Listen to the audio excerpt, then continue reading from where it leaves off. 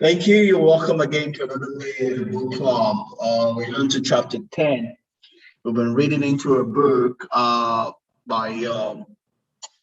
our dear sister, uh, Jaime can Lima, Believe It. And we've been going through the chapters today. We're going to chapter 10 today. And introduce the book, a story of a person, a story of ourselves, and how we can go from where we are to becoming all that God wants us to be. And we're on to chapter 10 today, and the title of chapter 10 is I Believe That Being Brave, Being Bold is better than being liked. So we're like, in life, we have a choice between two, whether we want to be liked, and when if you choose to be liked, then you choose to be a prisoner of all. That just comes to mind. There was a picture actually I would have shown, and I think I can show it also here because I picture here for me. All right, I'm gonna take this down. All right, I believe you all can see that. I have it just there. Right, it just a quote that probably just fits into our discussion this afternoon. When you care about what people think, what people think about you, you will always be their prisoner, right? If you want to live your life being worried or carried away about what people think about you, you're always going to be their prisoner, right? And that's not the way to live life. The way to live life is not to live life from outside in, it's to live life from inside out. That is the way God, the Creator, has made life to be lived. And if you live your life from outside in, then you are oppressed. You are living other people's vision, right? But if you live your life from inside out, then you begin to live the purpose, the reason for your existence, the reason for your creation, your reason for being here, right? Because the reason for your being here is on the inside of you, and that's what the world needs, right? So you have to first, and that's what we're going to discuss today. The world needs what's inside of you, so you need to know how to cause that to come out into being, because only then can you live the fullness expression of all that the Father has made you to be. And that's what we'll be discussing here today. So let me take this away, and I'll add it to the slide later on. It's a powerful one that just came to mind as we're talking. I'm gonna take this away. All right, let me take it away from there. All right, take that away. All right, back onto a slide deck. So one of the first quote that Jaime had there as saying, I am throwing away my shot. It says, I am not throwing away my shot. I am not throwing away my shot. And his brother from Hamilton, the musical. And the key thing that we're getting from that is the fact that you don't want to waste your opportunities in life. Again, we've talked about serendipity, we've talked about luck, and we know that luck is when opportunity means preparedness, right? There are only going to be so many opportunities in life, as much as opportunities come in waves, right? Continually. But they're numbered vis-a-vis our own time here. And you don't want to waste them. The only way you are going to not waste opportunity, first of all, is to prepare, right? Is to prepare. Because until you are prepared, then you cannot utilize or captivate or harness the opportunities that life gives to you. Therefore, they become useless on your behalf because you're not able to put them into use to get the result you're supposed to get out of them, right? So you don't want to waste the opportunities. They're going to come in waves. The more opportunities you're able to capture and harness, the richer and the faster and the earlier and the more abundant you can live the fullness expression of the life that you are made to live on this side of eternity, right? And that goes to the popular quote. I mean, this quote here, even though it was not originally by Steve Jobs, but Steve Jobs kind of made it popular in one of the commencement talks that he gave. And he referred to this quote, and it's has become popular. You know, we're going to try and dissect this, even as we discussed today. You know, and he read, it says, here's the crazy ones, the misfits, the rebels, the troublemakers, the round pegs and the square holes, the ones who see things differently. They are not fond of rules, and they have no respect for the status quo. You can quote them, disagree with them, glorify or vilify them.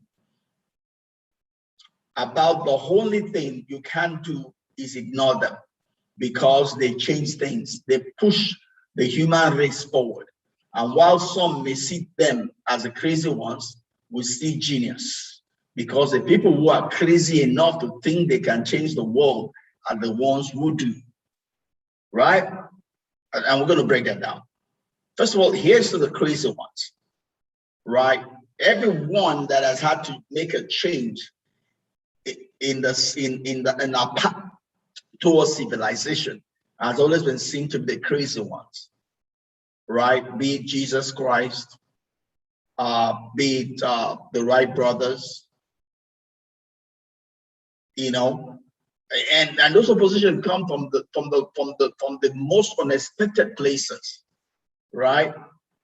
People you expect to support you, but when they cannot see what you are seeing, they seemingly think that you are crazy, that you are mad, and they seemingly want to stand against you, thinking that they are helping you, and even in doing that.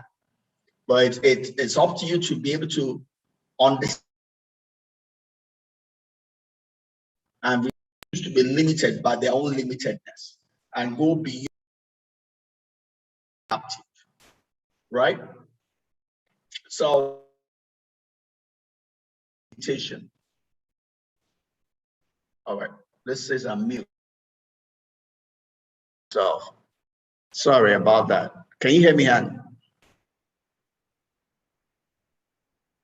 Anne, can you hear me? Yes. All right, great. Sorry about the disturbance. I was trying to confirm it was recording, and I ended up into a place where the computer itself was making noise. All right, for your sake, I've already gotten up to here, but I'm going to restart for your sake. I'm just going to do a quick run through. So we're today talking about chapter 10, right? And the title is saying that it's better to be brave than to be alone. Just trying to compare the two together, because when you're brave, you're going to lose friends, right? So what you won't be brave if you're scared of being alone, then you cannot be brave, because some people will not support you because you are standing for what you believe. So you have to choose between the two of them. Do you want to be brave, or do you want to be, follow the crowd, right? And that's the basic trend. That there was a quote I shared, but I'll put that in the slides later on. Just talking about the fact that if you care about what people think, then you will never grow. You never follow your heart. You never follow that which is burning on the inside of you, because always be people's prisoner, because you'll be someone that does not want to rough on the boat, and if you don't want to rough on the boat, then you rock the boat, then you cannot make waves. If you can't make waves, then you cannot be spectacular. If you cannot be spectacular, then you're just ordinary. And that's not what we're created to be. None of us was created to be ordinary. Right? And here it was just talking about the fact that don't throw away the opportunities. Right? Opportunities will always come, but there's only a certain number of opportunities that will come in your lifetime, because none of us lives forever. For the time we're here, there's only a certain number.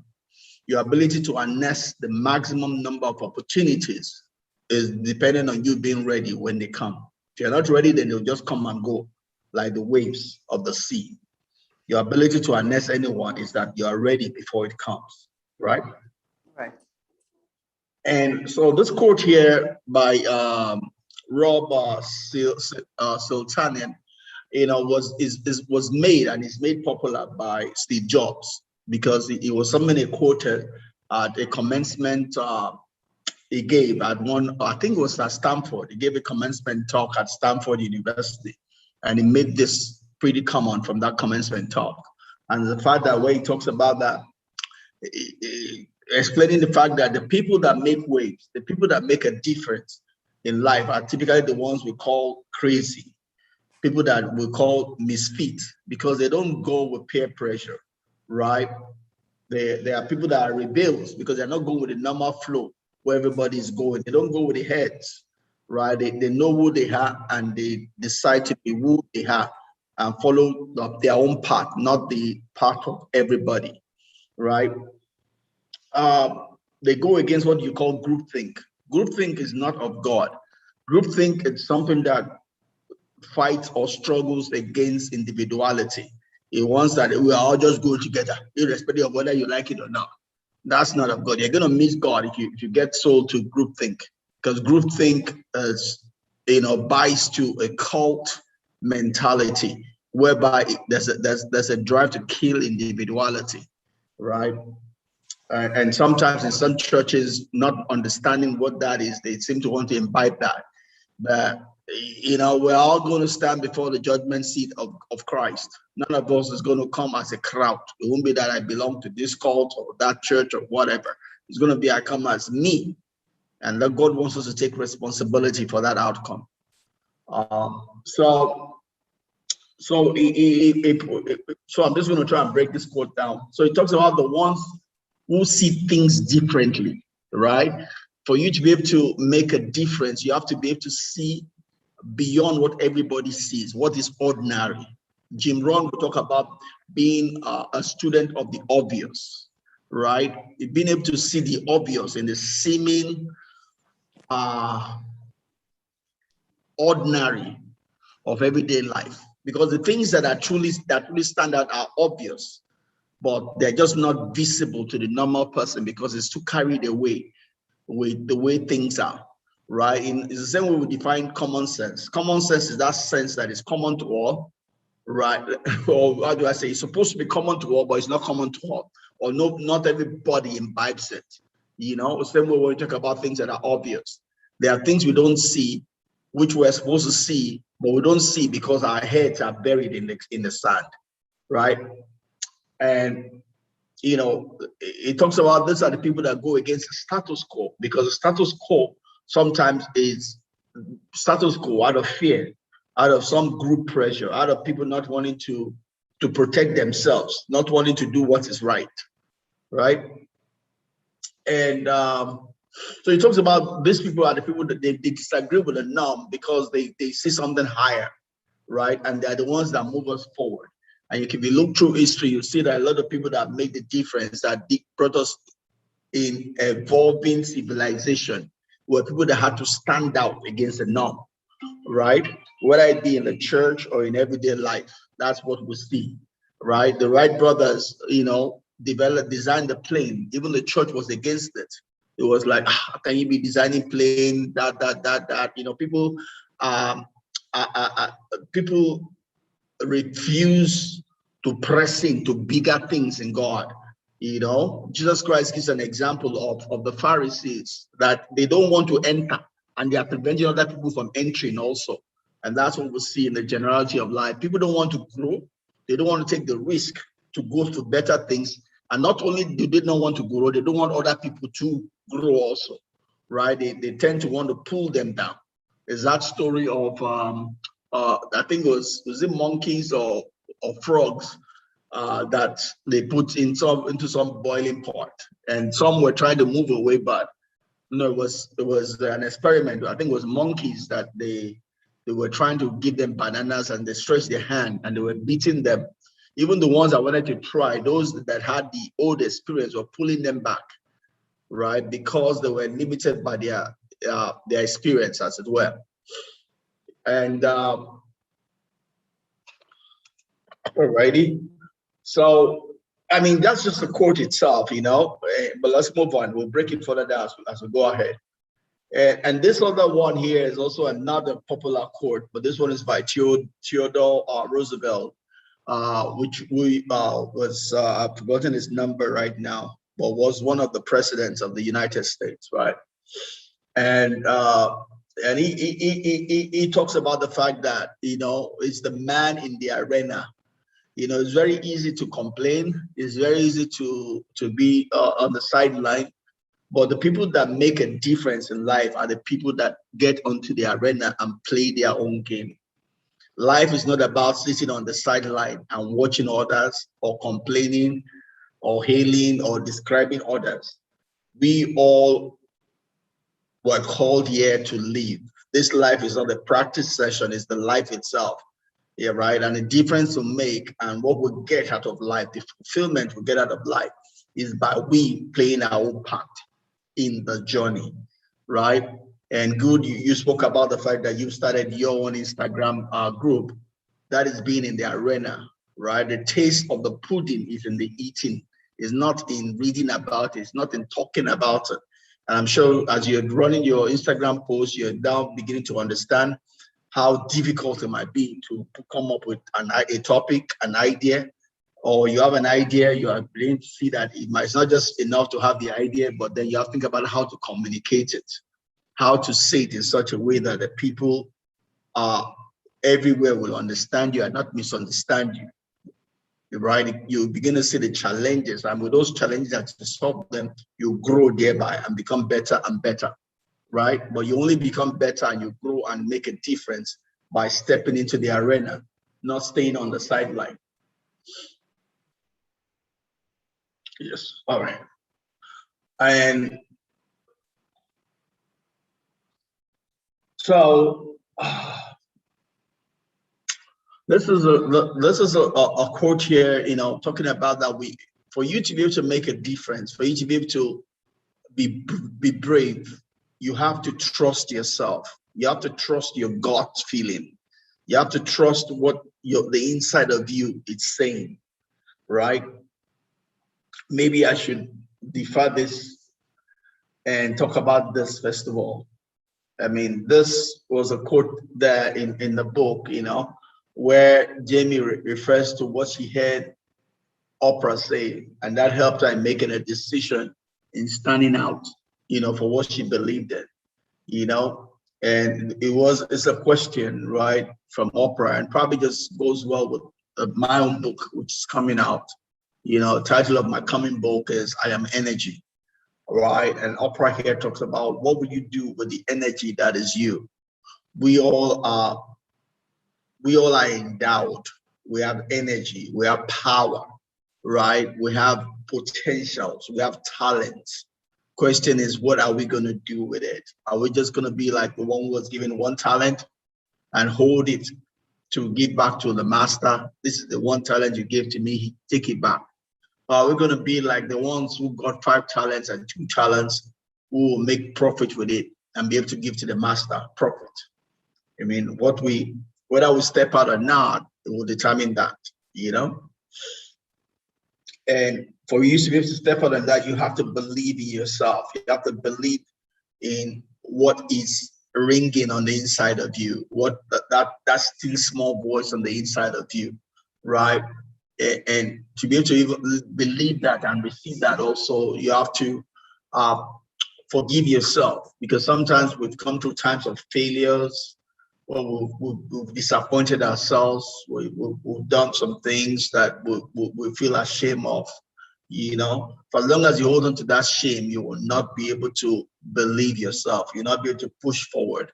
I mean, you have to accept the fact that you're human and you have limitations, and accept your limitations and push beyond them, right?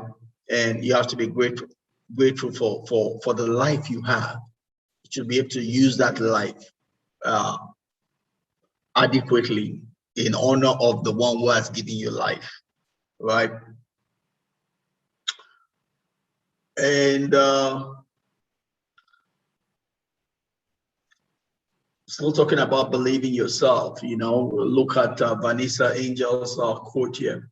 Like I said, it's for you to be able to stand bravely, you have to first of all be brave on the inside. It's part of what we looked at in the last book we read is having self-worth, having self-respect, having your self-esteem in the right place, right? And this person says, if you don't want to spend the rest of your life, being short-ended, right? If you want to perform serious deeds, you want to fulfill the call of your heart, you want to be fulfilled, then you would have to, first of all, you need to learn to believe in yourself, right? That's a key word, because if you don't believe in yourself, no other person will believe you. If you don't believe in yourself, then you're not listening to the still small voice and push beyond the boundaries and barriers that are holding you captive. You would always want to look for people to comfort you, pity parties, right? It's critical to believe in yourself if you want to make waves in life, and that's what Joanne Morgan, reemphasizes here. Says, as soon as you trust yourself, you will know how to live. When we come to a place of courtship, of place of peace with ourselves, then we're able to get direction as to how our life should be. Anyone who doesn't know how their life should be is because you have not found peace within. Once you find peace within, your heart will lead you in the way you should go.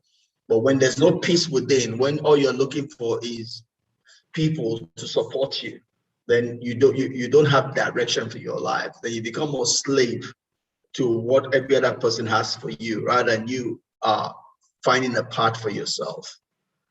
And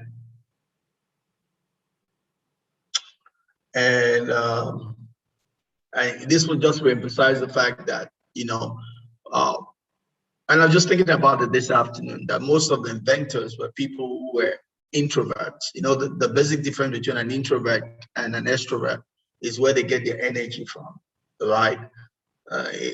Introvert doesn't mean that you're shy, even though introvert tend to, as the weakness to be, but they're not the same thing. Shyness is not a personality trait. It's a negation of self. It's not a personality trait, But introversion is a personality trait, right? And introversion just talks about where you get your energy from. You're someone that gets your energy by yourself, whereas extroversion, you get your energy with other people, right? So the basic difference between the two of them is where you get your energy from, right? That determines how much body counts you can interact with before you are exhausted and need to get more energy, right?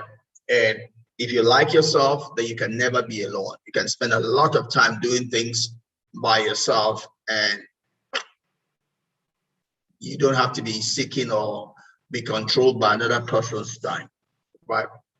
We all need each other, no doubt. But this just talks about the fact that you're not a slave to another person per se, right?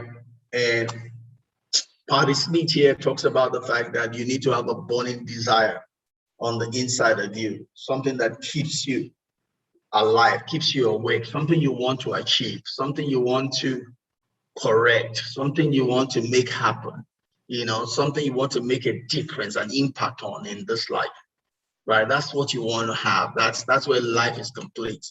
When you have that, then you have a reason to be brave. You have a reason to stand out. You have a reason not to go with the flow. You have a reason to flow, to swim upstream rather than allow the current of life to take you downstream, right? And last year, apart from believing in yourself and accepting yourself, you have to believe that whatever it is that is born on the inside of you is possible, right? And it's all in your hands. All things are possible, but they're only possible to you if you believe it. So Jesus Christ says that to him that believes, all things are possible. So you have to believe in that which is driving on the inside of you for it to be possible, right? So for you to believe that which is on the inside of you, you have to believe in yourself, right? And that's the journey there. And not just that you believe it's possible, you have to also believe that it's possible for you. Because it's easy to believe that it's possible for someone else, right? But you have to believe that it's possible for you. You can make the difference. You can be the one to achieve it. And this tells a lot on how much self-worth you have, self-respect you have, self-esteem you have, right? And lastly, it's a place where if we believe, right, then we can stand up and fight for it. And if we believe, then we can get the energy, the strength, the support to make it happen. But we have to take the first step for God to support us. And that ties back to Joshua 1, which I will repeat it several times. And God said, only be courageous, which God is saying that your being courageous or not courageous can limit the amount of what I can do in your life. So we need to be courageous. We need to be bold. We need to believe in what we want. Because only when we're courageous and we stand can God support us and God cause it to come to pass in our life. All right, that's all I have. Any question or something you want to discuss on that?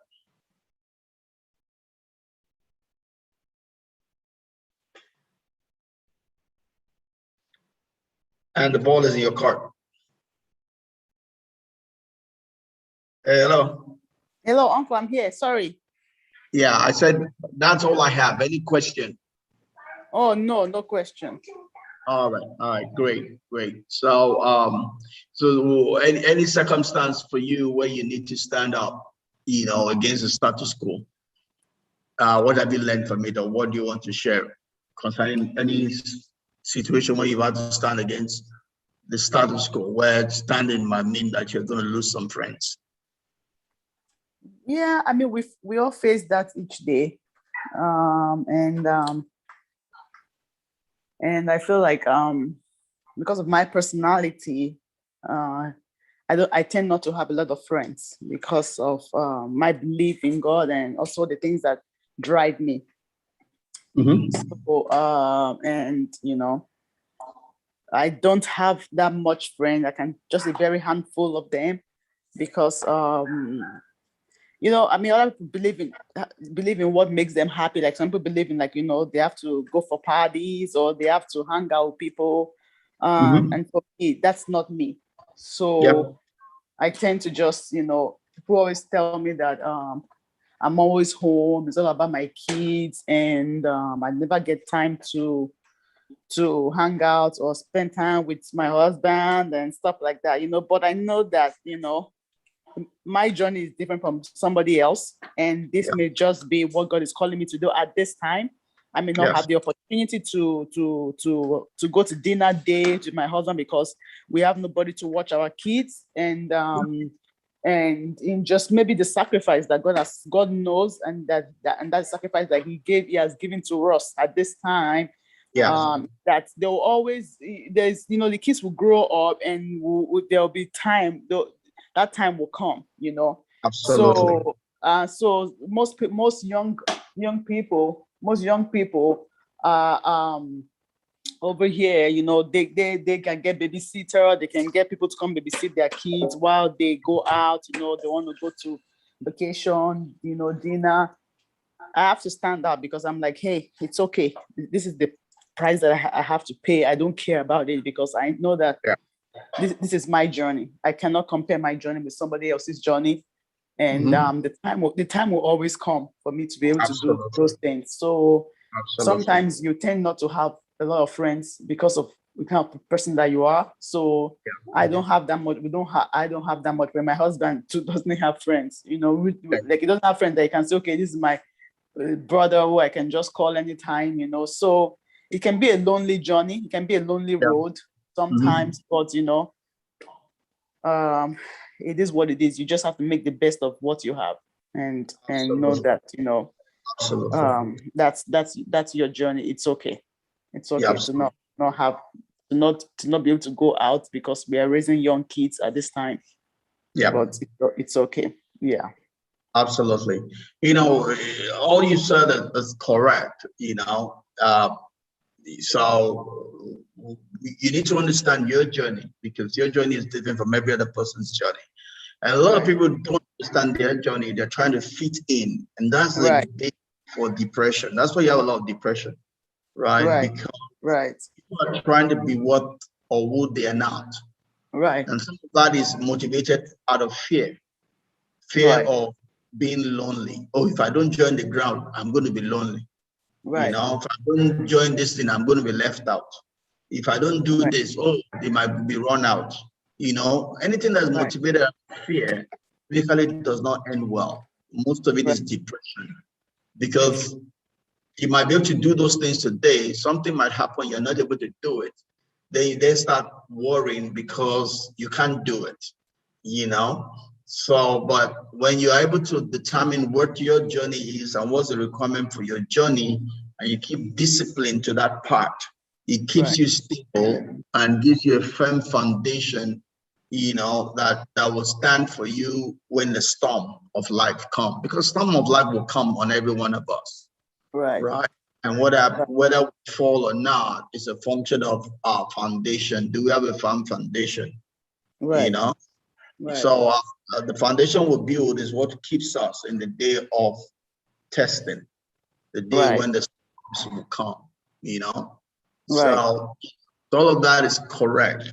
The only thing I'm just going to bring out to it also is, you know, it has to be a continuous evaluation, right? Right. Whereby Right. I'm guided by understanding of my journey.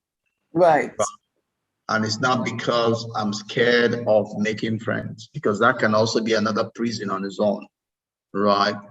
So the decision has to be based on my journey of life. What defines my journey? What Right. defines my path? You know, it has Right. to be from that belief, but never out of fear. Right. Right. Yeah. Because there are people that God will bring in our lives that would help us along the journey of life. We Right. need to Right. make sure we don't miss them, Right. right? Right. And That's and I think that everybody has every season, every of your season has you come in contact with people who are gonna, like you said, help you along the way. And that sometimes you have to get up from the floor.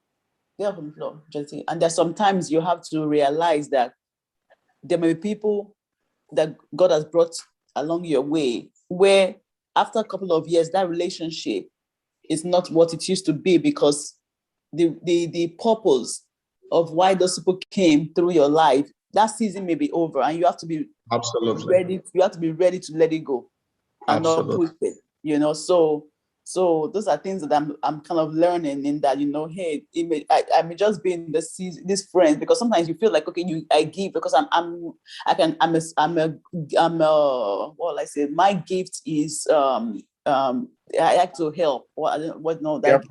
yeah. Yep. So that's my call, like a servant. I like to serve people, you know, and that's my calling, you know. That's where I find my greatest joy. Sometimes it can be challenging, that, you know, because you give of yourself, you know, you like to help somebody's in need. Oh, okay, sure, I can babysit, I can work, and you feel like you never get that back in return for yourself. It's like you never find that help that you need sometimes. Yep. And my husband will tell me that, baby, nobody has to give you back. It's just who God made you. So you have to realize that Yeah. it's who God. You should never expect it back from people, because you will never get it back. And Yeah. so, and that's where I am in this point, is that it is okay for me to want to help somebody. And yes, I may be in a lonely place because I never get a babysitter. I never get someone to come help me with my kids. It's like I'm stuck with my kids. When I need help, I don't get. So, but it's okay, because that is who God made me. And Absolutely. it is okay with that. So I have to sometimes reevaluate my friendship. Sometimes I'm like, okay, you know, why do I have to talk to her? She never Yeah. gives me, never helps me. But I have Yeah. to know that all of my friends are different, and Yes. that God brought them into my life because they are different colors. This one may be an encourager. This one may be someone that, oh, can you lend me some money? This, but may not be able to help me babysit. So that I'm getting to understand now that everybody is different, and the reason why God brought them into your life is for a different purpose. So Absolutely. that is where I am now. It's like, you have to know yourself. Like you always say, you have to know your why. To that, and that helps kind of help you clarify your path. And every day that you wake up, this is my why. This is who I am in Christ, and and this is why I do what I do. Yes. Yes, that's critical because that becomes the basis of you evaluating yourself at every point in time. Right. Yeah. So, like you said, what we give to God. Right. And only God should we expect a return. Right.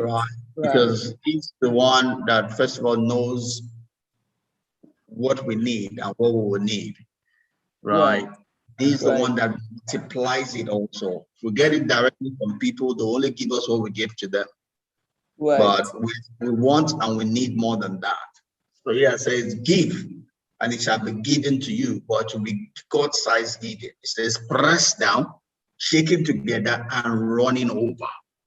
For it to press down, shaking together, and running over, it has to come from God. Because no human can do that for you. Right? Right. So, and Jesus Christ will say, if the reason why you are giving is to receive back, you are finished now. You have received your reward. Right. Well, if it's because you are giving because of God, then you expect from God. God will give you, So, and all of that needs to continually be evaluated based on my journey. What does God want for me? Yes. What does God want for me now? Right? Might be tomorrow, but now is what's critical. What does He want for me now? What decisions do I need to make to fit that? And when I do that right today, it becomes the basis, the foundation for me to do tomorrow.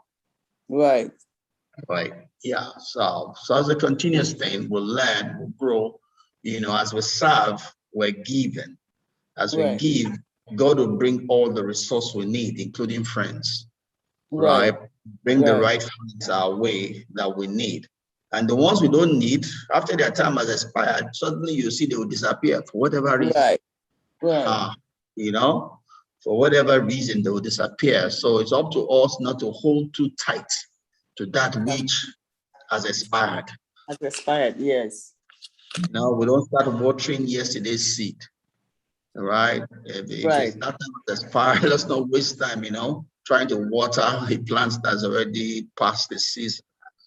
We all tend to do that, as it was difficult for me to turn away from glory. It was kind of difficult, because I've been there so long. I loved the people, and it was just my life. It was where I was, as much as my head says one thing, my heart says something else. But there was a time when God was done with me there, and I was still holding so tight, and but until I accepted God's mandate, I was still in depression and didn't have a direction to life. But I had to come to peace with what I believe God was saying and doing in my life. I mean, that is what has brought me back to life, right? Even though what He was saying was not necessarily my comfort zone, because I developed a comfort zone in the other place, right, where I could do almost anything and things will work. I'm now in a new place where I have to establish new friendship. New people don't know me, so I'm pretty much just all new, and I couldn't just do anything because there was nothing to be assumed, that it was what God had for the new season in my life, so I had to throw away all my comforts and just get used to the newness, and a new part is chatting for me, and all of that takes faith, and it brings you to a new place, because when you're in a place of comfort, then you are so much dependent on feeling. Oh, it feels good. Oh, it feels nice. But when you're in a new place, there's no more feeling. No, you are thinking about things. You're making decisions, because It's just like you've always driven to the same office and back home. You can close your eyes and get home, right? Because your subconscious mind has recorded your path. So a lot of times, I'm sure you drive home without knowing that's how you drove home. Because when you shut off and start thinking about something else, you're still driving the right way home. What's happening is your subconscious mind took over and drove you home, right? But that won't happen if you're going a new path. If you ever change that pathway to your work, you will have to be consciously thinking. Right. Because your subconscious mind has not recorded anything. Anything, yes. Right? And that's why God brings change our way, because we get too comfortable. Comfortable, right.